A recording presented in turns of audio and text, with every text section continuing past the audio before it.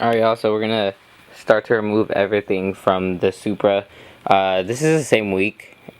Sorry, I'm a little sick right now. It is currently Tuesday. Last time I talked to you guys about the Supra was on this last Thursday when the dyno day was. I actually found someone with a block. They have pretty much a VVTi block. One piston slapped the valves and it snapped off and it kind of damaged that piston, but he shut it off right after startup, so no other damage.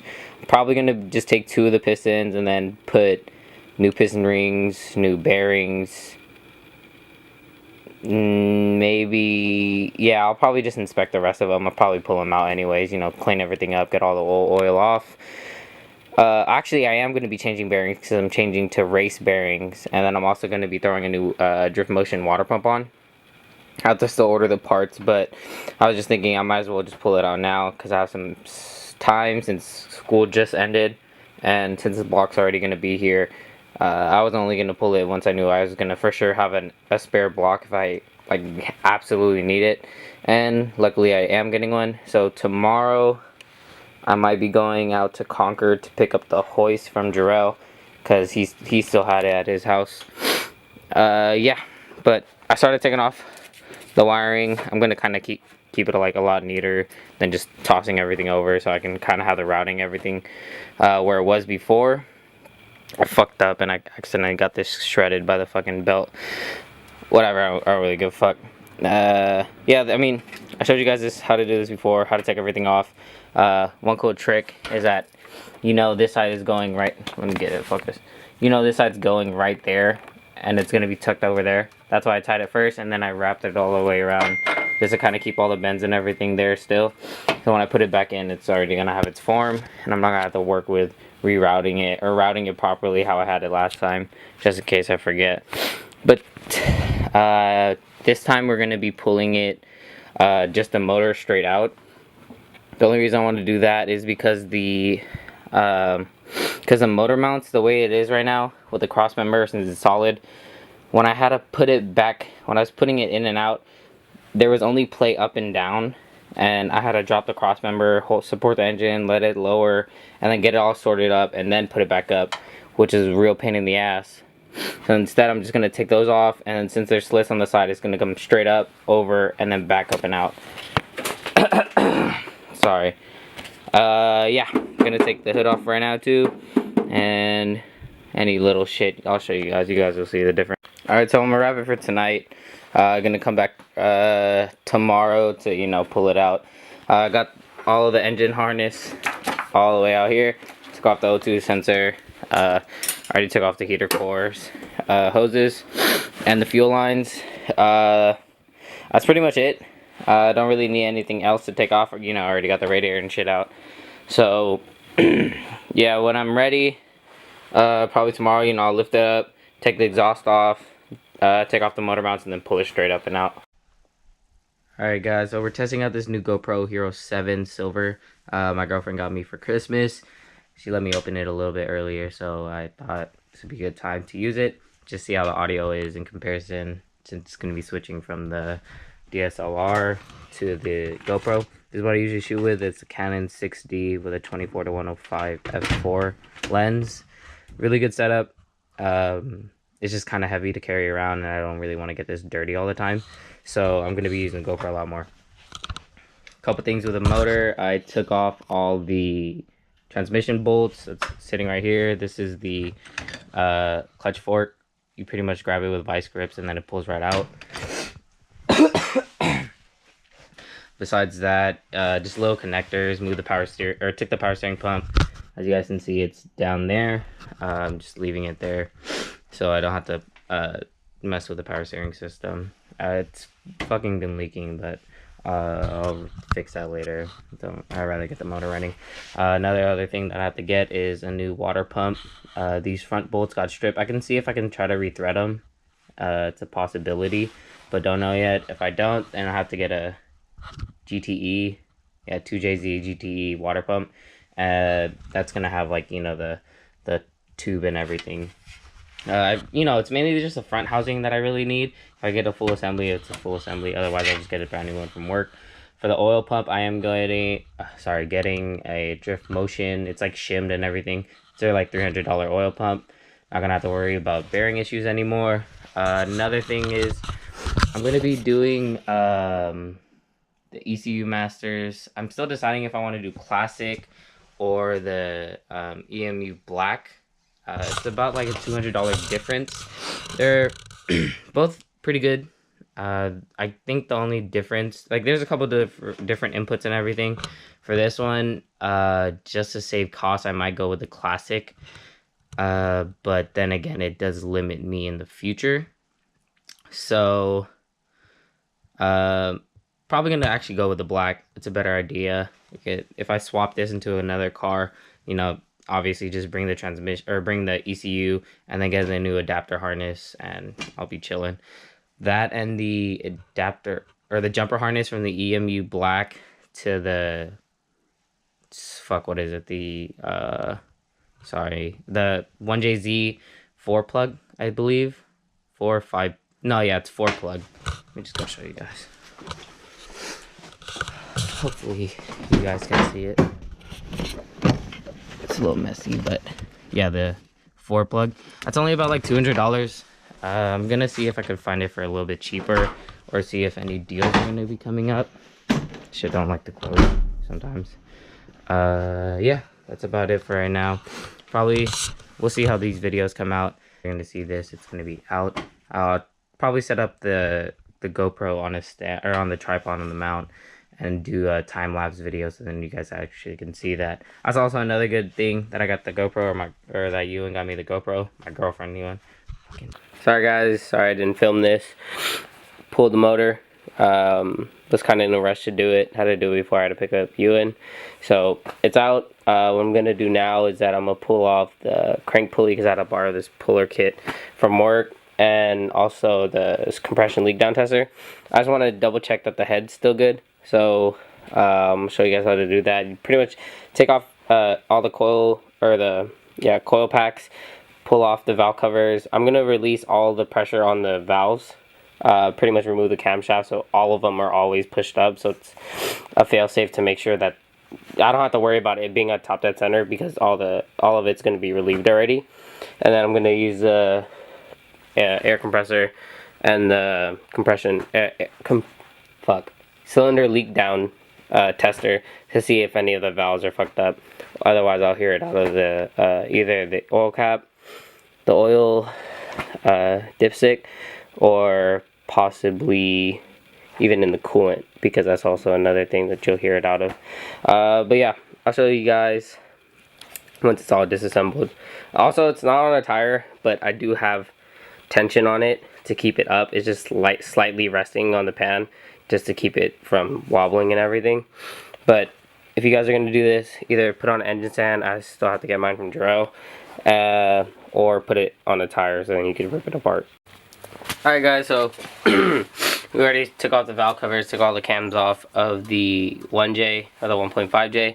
What I'm going to do now is that I'm going to be taking out the PCV, and then also on the other side removing that part of the PCV, and then doing the catch can setup.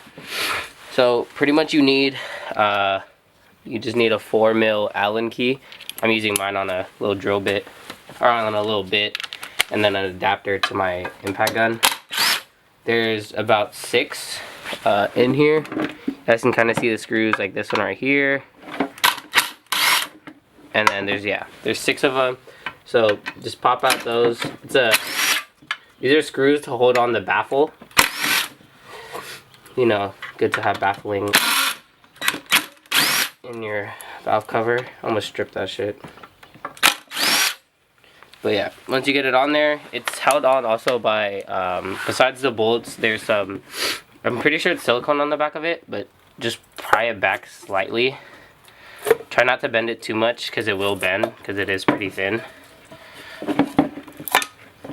So, you can always bend it straight, and then when you bolt it down, it'll be better.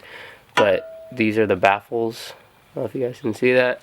I'm gonna just set this to the side real quick. Make sure to keep all your bolts. You do not want to lose them. So as for this little rubber piece on this side, you just pry into it and try to pop it out. Pretty much just that. And then you're gonna be needing a drill bit and I use a step drill bit, and then I use a certain drill bit for the size of the and fitting. Depends on what size fitting you're going to go with, and I'm going to go with 10 and. So let me go grab the size real quick.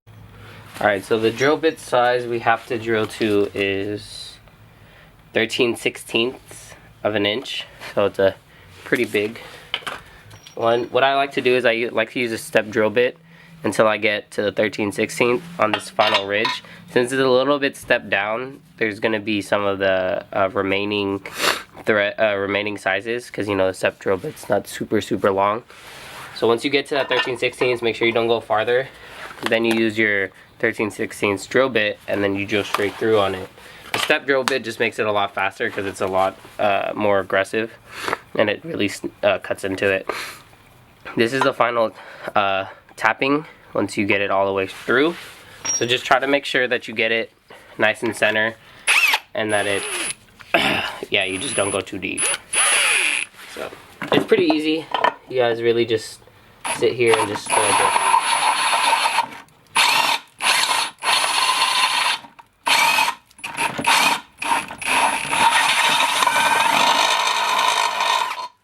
it's about right. Yep, that's perfect. So now once you have that drilled through, I'm telling you, this is like super easy. Once you have that, go ahead and grab your drill bit. It is really thick, so make sure your drill bit can take it. And mine barely does. Once you have it screwed in, make sure it's all the way down. Make sure it's center again. Oh shit. Well, that was my fault. I fucking moved the tripod. But yeah, make sure it's center. And then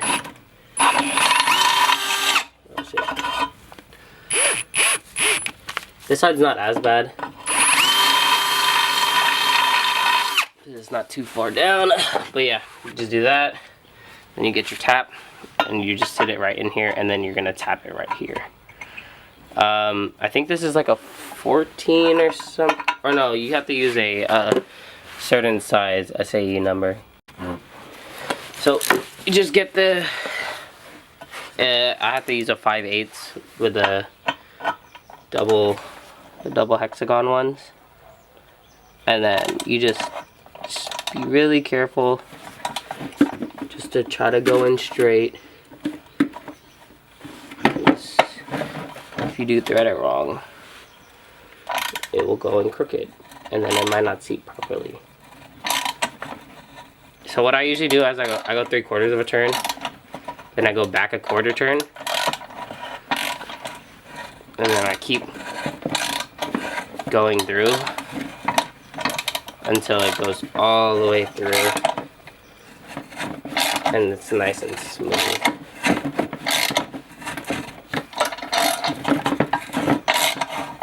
It is slightly tapered all the way to the end of it, so don't go too far. It's really good to also have your fittings and do a test hole. I've had this for super long, so I know this one works, and these sizes are perfect for it. And I always get my fittings from the same place. I just get it from Summit because it's honestly the cheapest I can get it at in my area. I'm pretty sure there's I'm pretty sure there's cheaper areas, but yeah, that's where I go, and they just ship it like super quick. So one thing you're gonna have to deal with is like a lot of aluminum. That's why I'm doing it on top of a garbage can. All these shavings you're gonna have to get out. I don't know if you guys can. Yeah, right there. All those shavings you have to get out. But as you can see, this is now threaded in here, and there's about three threads. It's not super thick, but it's enough where it's enough for me to thread it in, and then I'll just put some that plumber's tape on it just to make sure it seals. So I'm gonna do the other side real quick.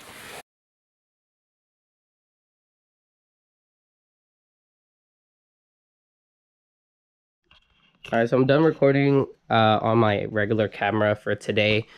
We're actually going, I wasn't planning on it, but I'm actually going with our shop. We have our Christmas thing every year. Our boss takes us out and we go do something cool. Today we're going to Le Mans go-karting, and then we're gonna go eat dinner. It's pretty much our Christmas special, whatever shit. Yeah, so I'm gonna take you guys with that. It's my first time going. It should be a lot of fun. Ariel is also working with me, so he's gonna be there too. What's up, Scotty? We're gonna do a little bit of a vlog style today, or for the rest of this video. Ooh, such a good doggy. Yeah, gotta get on the road. Gotta go get some gas for the SC. Yeah. All right, so we're here at Le Mans karting. Everyone's signing in right now. We're gonna be doing like I think Bob said we had like 2 races. So it's like 20 minutes or so per racer. But I think, we're all gonna be out at the same time. So it should be lit. It should be hella fun. It's gonna be hella tiring too. But good thing we ate before. So it should be fun. I'm gonna try to get you guys on a helmet, but we'll see.